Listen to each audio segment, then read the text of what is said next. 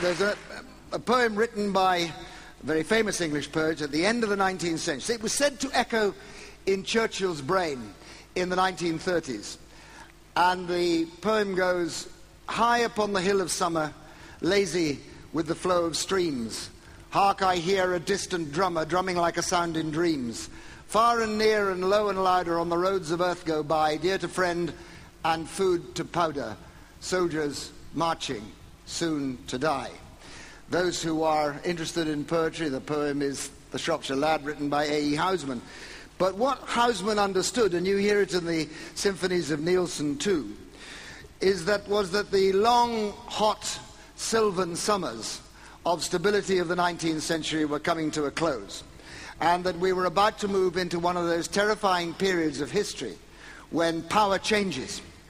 And these are always periods, ladies and gentlemen, accompanied by turbulence and all too often by blood. And my message for you is that I believe we are condemned, if you like, to live at just one of those moments in history, when the gimbals upon which the established order of power is beginning to change, and the new look of the world, the new powers that exist in the world, are beginning to take form. And these are, and we see it very clearly today, nearly always highly turbulent times, highly difficult times, and all too often very bloody times. By the way, it happens about once every century.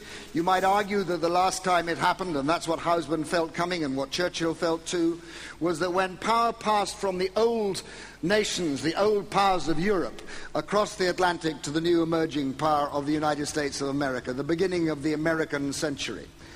And of course, into the vacuum where the two old European powers used to be were played the two bloody catastrophes of the last century.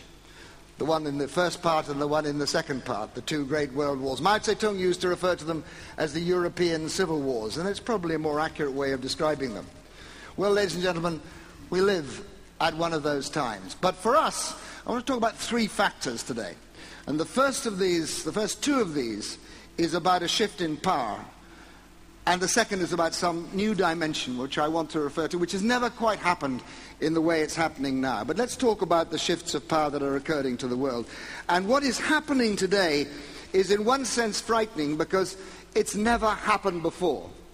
We have seen lateral shifts of power, the power of Rome, the power of Greece passed to Rome, and the power shifts that occurred during the European civilizations. But we're seeing something slightly different.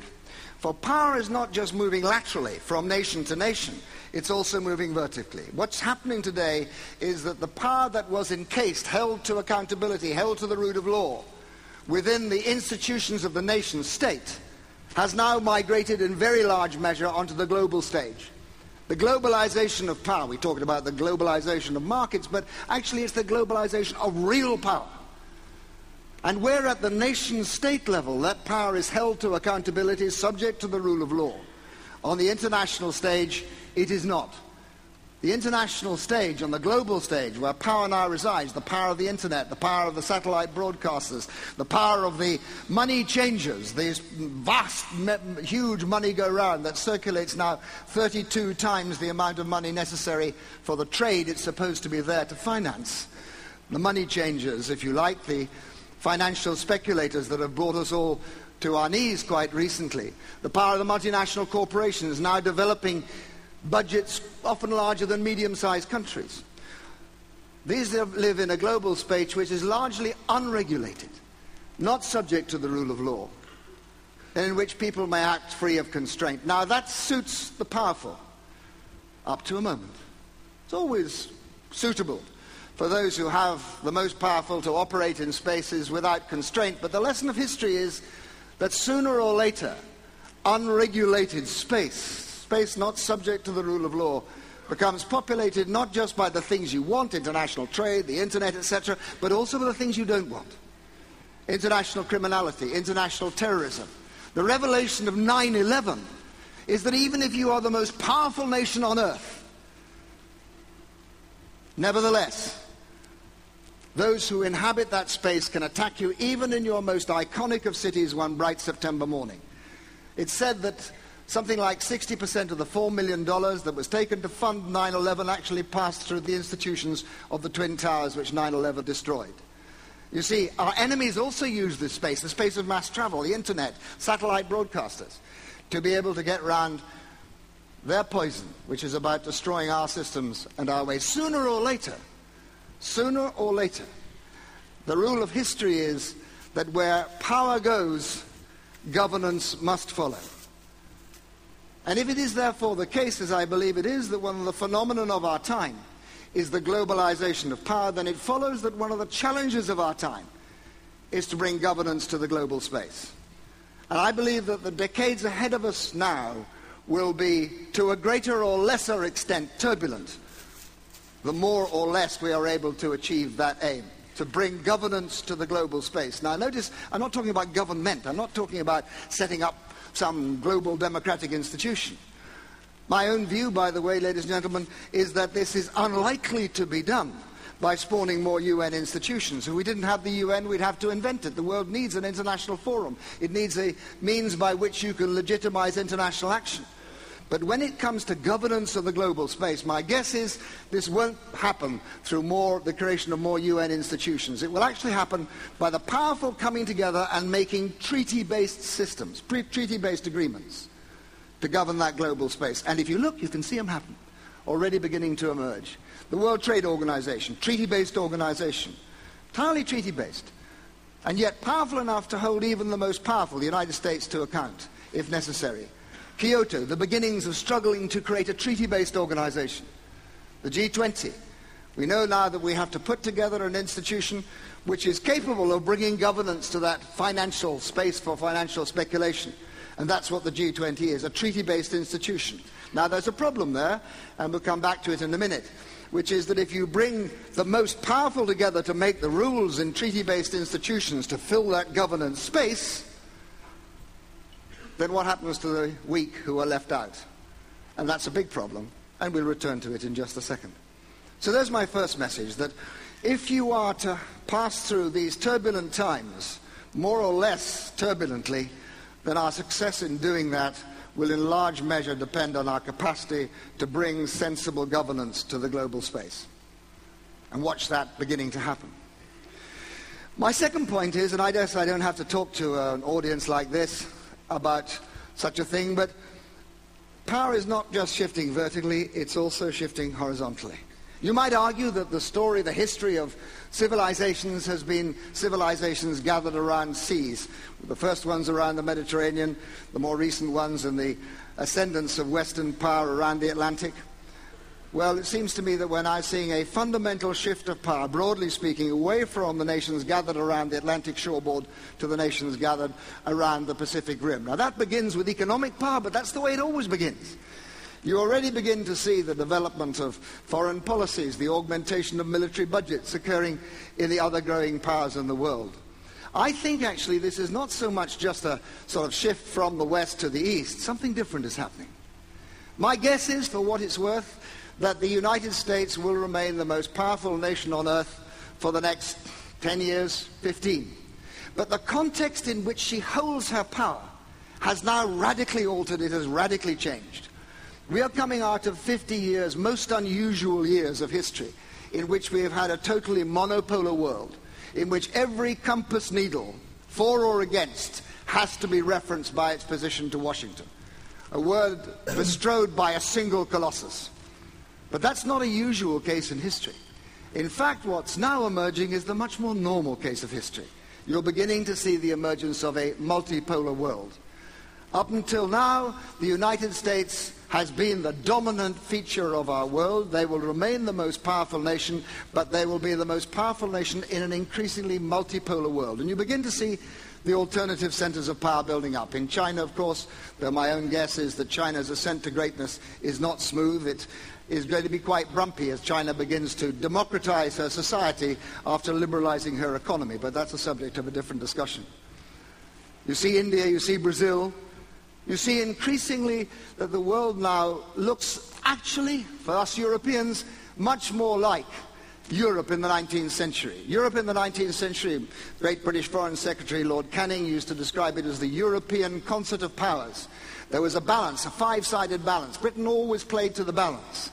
if Paris got together with Berlin, Britain got together with Vienna and Rome to provide a counterbalance. Now notice, in a period which is dominated by a monopolar world, you have fixed alliances. NATO, the Warsaw Pact. A fixed polarity of power means fixed alliances. But a multiple polarity of power means shifting and changing alliances. And that's the world we're coming into, in which we will increasingly see that our alliances are not fixed. Canning, the great British Foreign Secretary, once said, Britain has a common interest but no common allies. And we will see increasingly that even we in the West will reach out, have to reach out, beyond the cozy circle of the Atlantic powers to make alliances with others if we want to get things done in the world. Note that when we went into Libya, it was not good enough for the West to do it alone. We had to bring others in. We had to bring, in this case, the Arab League in.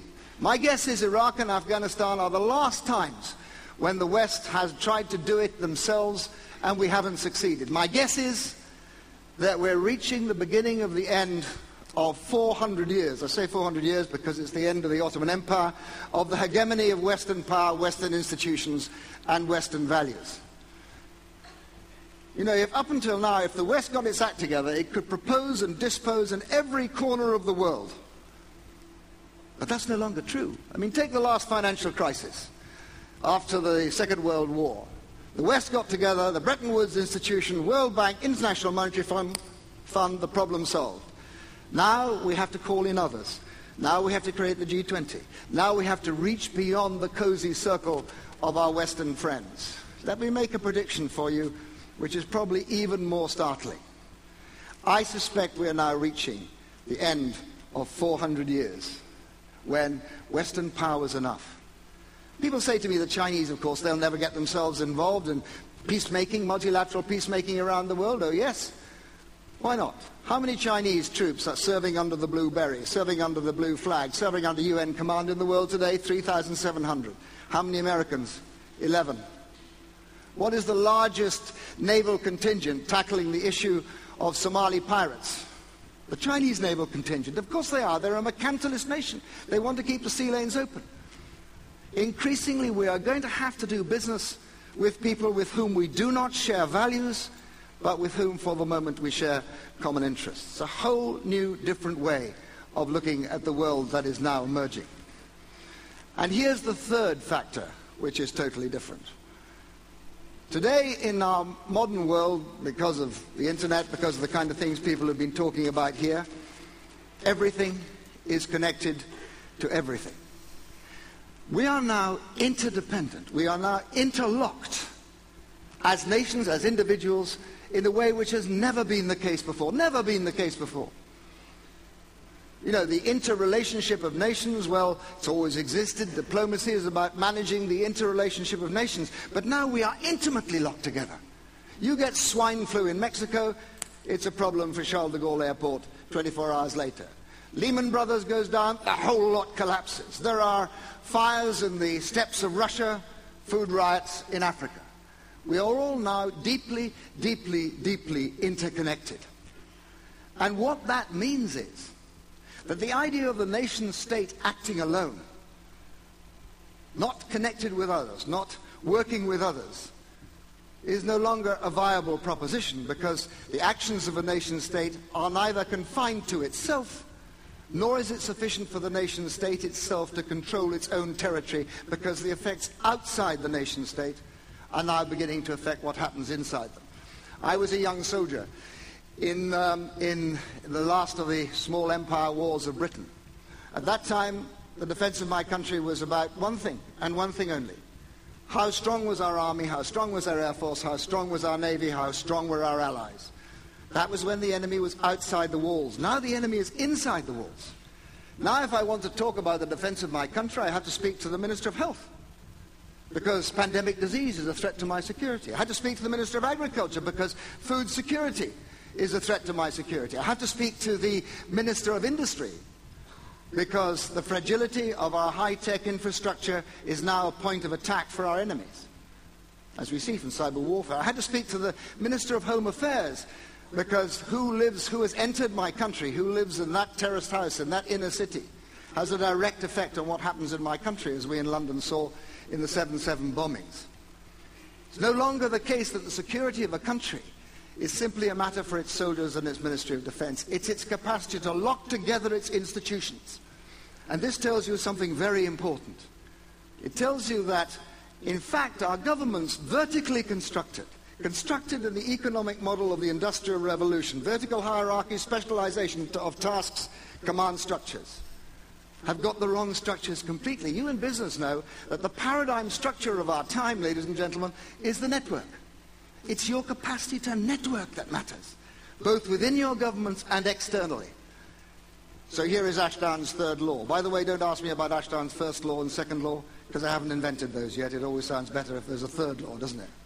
Ashdown's third law is that in the modern age where everything is connected to everything, the most important thing about what you can do is what you can do with others.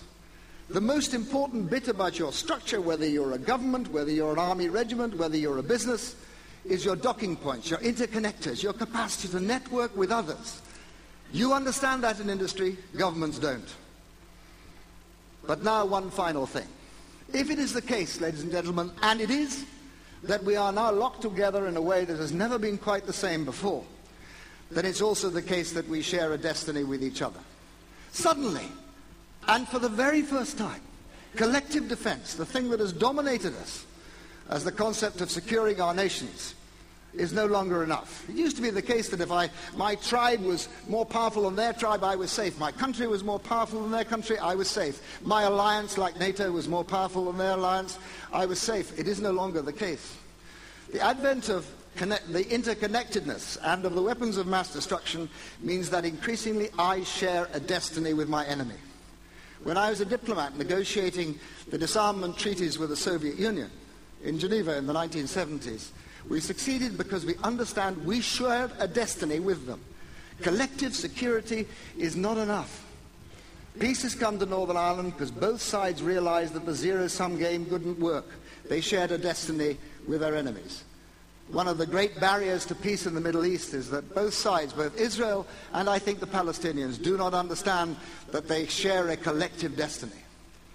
And so suddenly, ladies and gentlemen, what has been the proposition of visionaries and poets down the ages becomes something we have to take seriously as a matter of public policy. I started with a poem, I'll end with one. The great poem of John Donne's, Send Not for Whom the Bell Tolls.